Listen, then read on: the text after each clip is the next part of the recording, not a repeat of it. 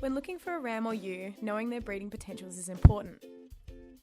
ASBVs, or Australian Sheep Breeding Values, gives a rundown on the genetics of the animal so you're able to choose an individual based on its potential values, and gives a projection of how that animal's progeny will perform for a range of traits. When looking for any sheep, you ideally want to choose one with good scores for worm resistance and birth weights, and depending on your direction, whether it be wool or meat, values such as carcass weight and wool fibre diameter may be more valuable. As well as having the ideal genetics when selecting a sheep for any purpose, having a well-conformed body is of utmost importance, not only for future breeding, but for overall health and well-being, so it is important not to choose a sheep sight unseen. A sheep with great genetics is no good if it can't survive the rigours of everyday life.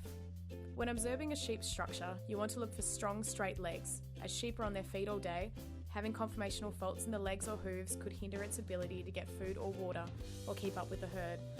This can affect quality of wool as well as weight gain, not to mention a lame animal isn't a happy animal. For an adult sheep, you want a good sized body with ability to lay down fat and muscle, with a good condition score of 3 or more and a good quality fleece. The animal should have a clean breech naturally or mules to limit fly strike. In terms of the head and face, a polled animal is more beneficial and the face should be clear of abnormalities. The eyes should be clear with no black markings, as this could affect fleece quality. Checking the teeth for abnormalities would be beneficial, as a sheep with a crooked jaw or teeth deformity could negatively affect feed intake and weight gain. When selecting for a ram, the testicles should be large and mostly symmetrical, and hanging a good distance from the body to avoid overheating the semen. Conformation is extremely important for males, as an inability to mount the ewe will render him useless.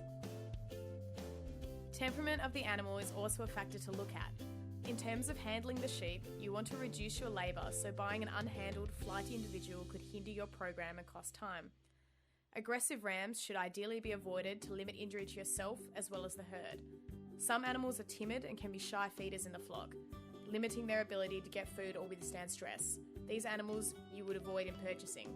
Overall, when selecting sheep, whether it be for meat or for wool, you want to take into consideration its ASBVs as well as its overall conformation in order to get the best sheep.